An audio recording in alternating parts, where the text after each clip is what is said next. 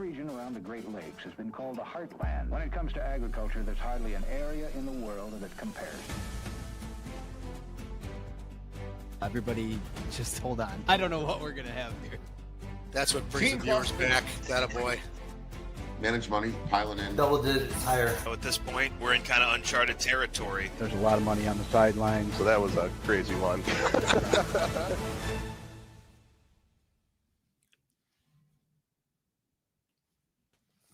Well, good morning, everybody. It's Friday, June 27th, and this is the AgYield War Room. I'm Dan Dempsey, and I'll be moderating today's session. As always, if you get any questions or comments, please feel free to drop us a line in the chat area, and we'll be sure to get to it during the show.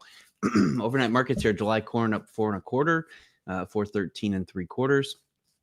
July soybeans were up a penny at 10.23 3/4, and July Chicago wheat was up 4 3/4 at 5.25 3/4. This morning, excuse me, we had a export sales announcement of 119,746 metric tons of soybeans to Mexico, and that was for 25.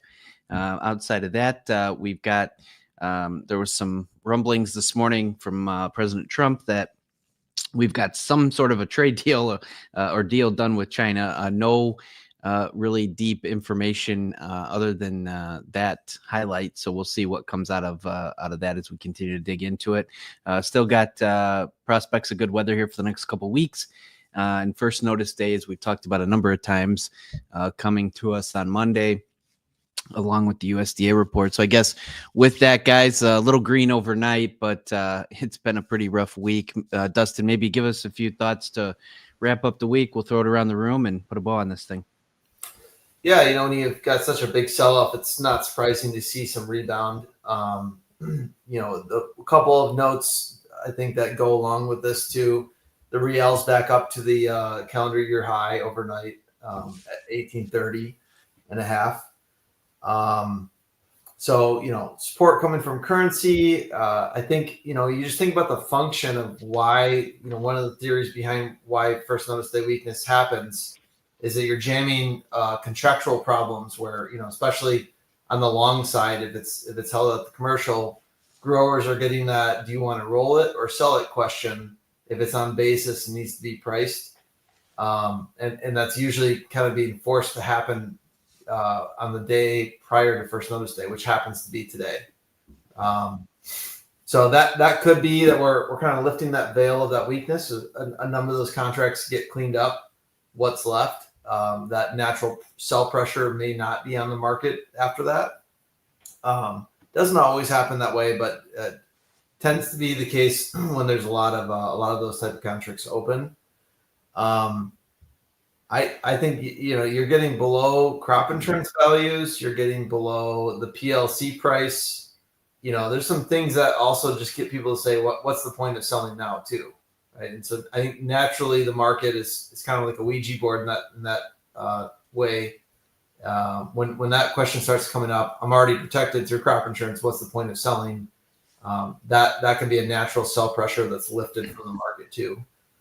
So hopefully this is you know, some sign that things need to level off here, maybe rebound. But as everyone knows, catching a falling knife is a very hard thing to do. So I don't want to necessarily wave that flag yet. We still have to see what Monday's report says, especially that's going to probably be a big directional indicator. Yeah, Ben, what do you got for us this morning? Yeah, you know, I think that Monday report, I don't think market's going to do anything too crazy before then.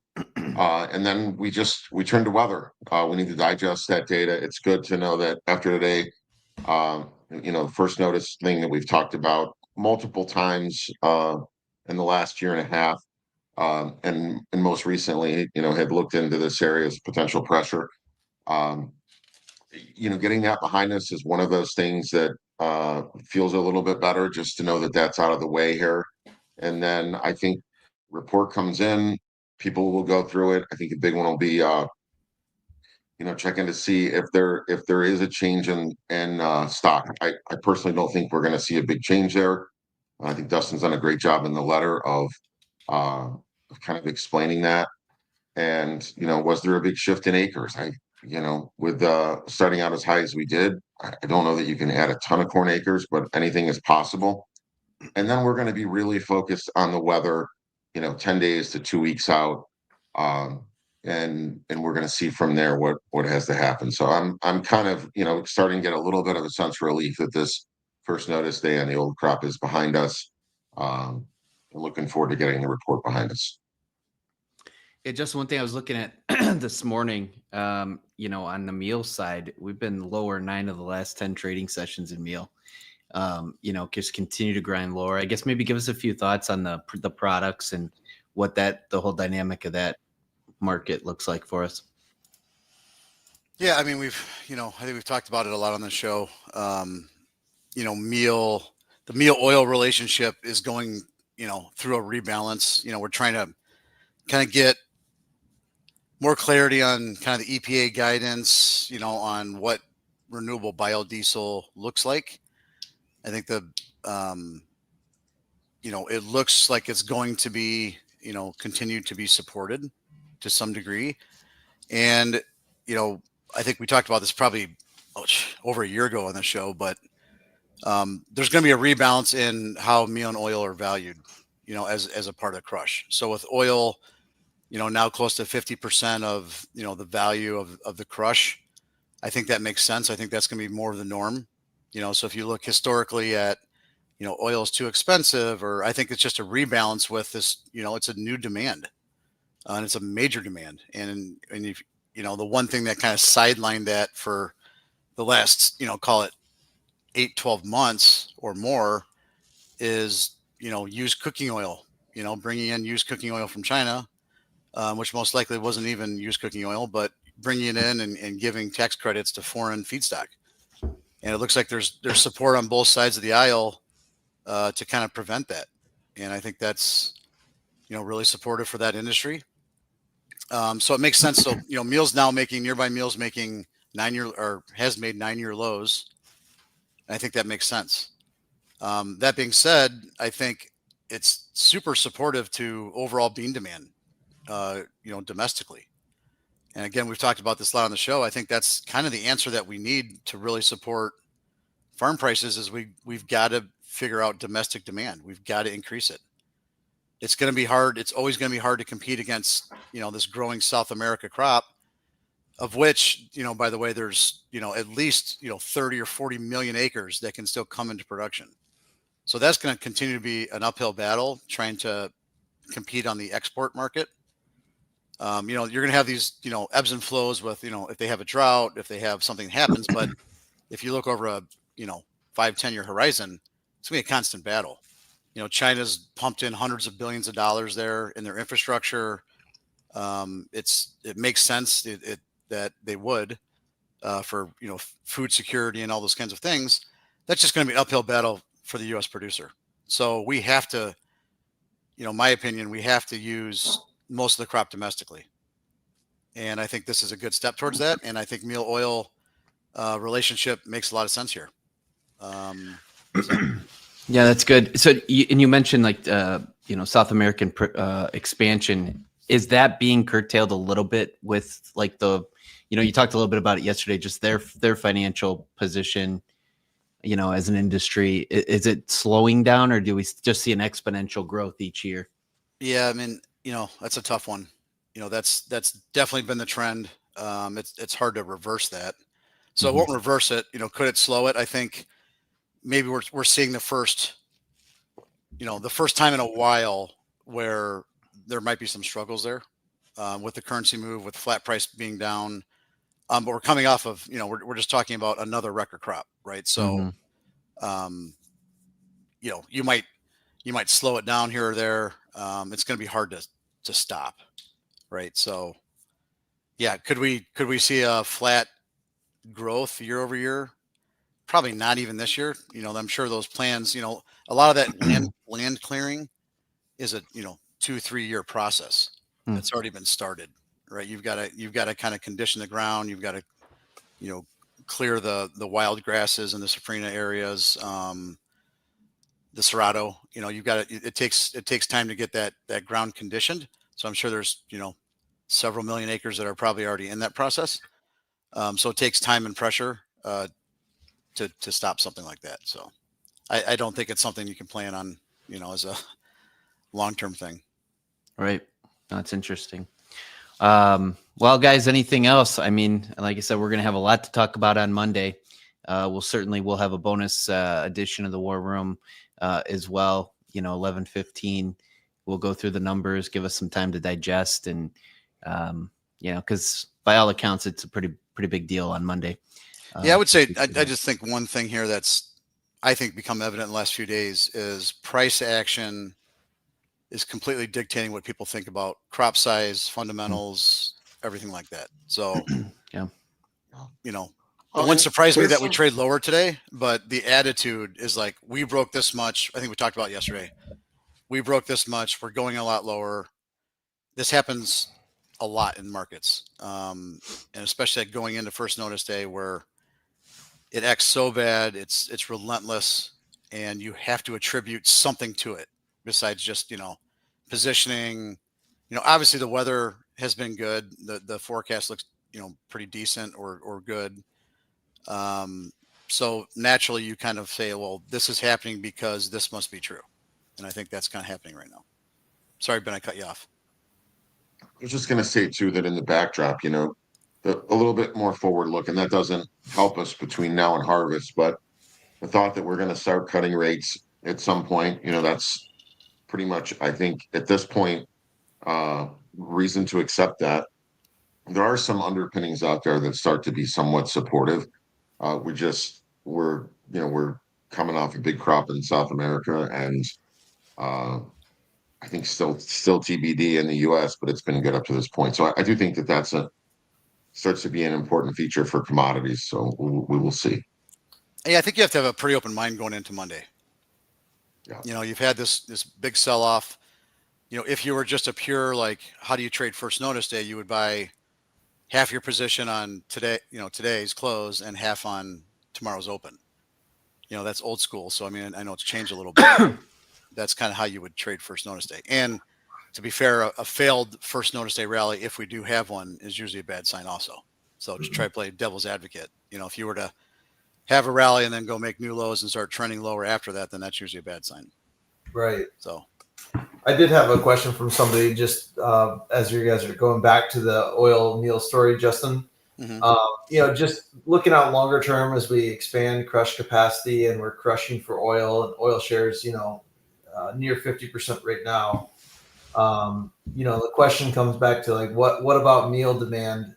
Do we see for the future? Is it going to be an export market? Like, do we start crushing for oil and then the byproduct of meal needs to be exported? Like, what's the plan there, you think? I think 100%. I think it becomes a big export market. We saw that, obviously you had a little trouble in Argentina a couple of years ago, not little trouble, but you had a drought, and we had, huge meal exports.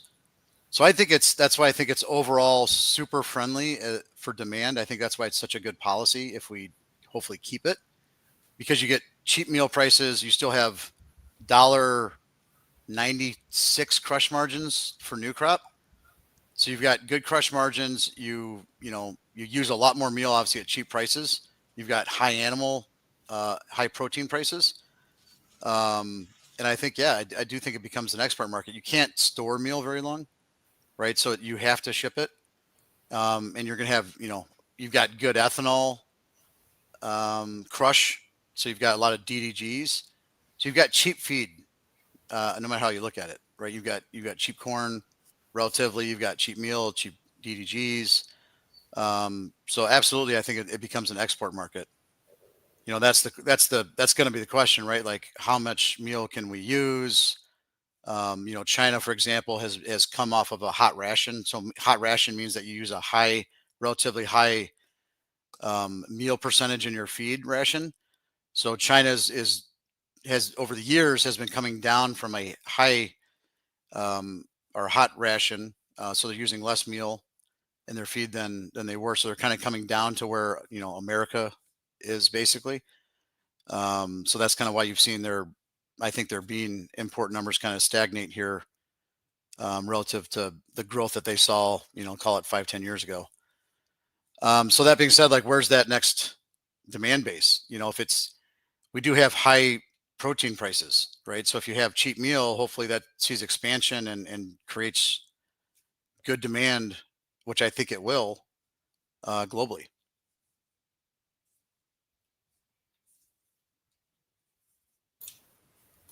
If that answers any of that question. It does. It sounded great. Yeah, I blacked out. I don't know where that came from. I just That's pretty strong for a Friday, man. I'm gonna tell you. I know. That's a lot. That's a heavy question. That's very good. All right, let's wrap this thing for the week. Bri, a little fun fact Friday to get everybody set up for the weekend. What do you got for us? Thanks, Dan. Yeah, let's try and bring some levity to this tough week. And with the 4th of July being next Friday and the market's closed, fireworks already going off every night around here, I thought let's look at some firework mishaps. Any kids watching, do not do this at home. We'll kick it off in Pennsylvania. A man lost a bet and had to launch a firework between his cheeks. Result, 2nd-degree burns and a GoFundMe page to help pay for the hospital bills. We'll shoot it over to Ben's backyard in Indiana. A new pyrotechnic operator mistook the button and launched all 7,000 fireworks all at once. The whole show lasted about 15 seconds. The crowd cheered like crazy, but then the next 20 minutes sat awkwardly in silence, just holding sparklers. We'll head over to Michigan. A Michigan man, could have been Dustin, was spotted zipping around the lake with Roman candles duct taped to his wrists. He had people on the lake ducking for cover, but it's this kind of reckless patriotism that screams America.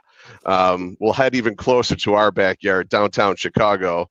A man lit a Roman candle on a moving CTA Red Line train, screaming freedom, and tried to duel other passengers on the L car, where the passengers yelled out, "You ain't even American, bro." It ended up with a guy dressed in a hot dog costume tackling this offender with the Roman candle. That was Ryland. Yeah, right? Yeah. And then lastly, how can we leave out Florida? A man thought it'd be safe to wrap himself in duct tape, attach all the fireworks to himself, calling himself the human firecracker. He lit it all at once. Somehow he survived, went viral in 2027. He had a whole bunch of singed hair and had a lot of hard time getting all that melted tape off his body. Did you just talk about the future? 2027? 2027. Wow. Yeah. Oh, did I say 2027? 2007. Sorry. Only on the War Room. Yeah. Yeah, well, it could be here. I think Jack's got a picture of that event, actually. I think that's supposed to be Jason. So good luck out there. Be safe and have a great week. All right, 2 years from now, I got my plan. Yeah, there you go. That's what Jason's going to look like. Smart keeps doing that, Jace. Your hair's That's gonna right. Yeah, right. Yeah, wow. Sure. There's a lot of singed hair there. Yeah, corn's at $9. Yeah. Corn's at $9. Mark it down. I'll put those things on. I will do that. All right, very good. Thanks, Bri. We just came into the open. July corn up 4.5. 414 is the last. July soybeans are up a penny at 10.23 3/4. And Chicago wheat is up 5 1/4 for July. Now it's 5.25 3/4. Again, we'll have the USDA report out on Monday, 11 o'clock Central. We will have a bonus War Room edition at 11:15. So be sure to tune in. We'll have all of our thoughts and comments there on the report. So look forward to that. Appreciate everybody that tunes in on a daily basis. If you wouldn't mind, throw us a like and certainly subscribe. Doesn't cost you anything to do so. It'll keep you up to speed on everything that's going on with the AgYield. So again, thanks to everybody that supports the show. We're doing this live every day that the markets are open on X, Facebook Live, and YouTube Live, 8:15 Central Time. Appreciate the thoughts and comments here this morning, guys. It was a good show. Hope everybody has a great weekend, and we look forward to talking to you again on Monday. The War Room is proudly presented by AgYield. For over 50 years, the AgYield team has provided grain marketing and risk management solutions for growers across the country. Our veteran consultants harness cutting-edge technologies to pinpoint risk, optimize market performance, and protect your farm's profitability. Discover a new approach to farm revenue management at agyield.com. Hey guys, Jack here. Be sure to support the show by hitting the like button, leaving us a comment, and subscribing to the channel for all the latest updates. Thanks for watching. We'll see you next time.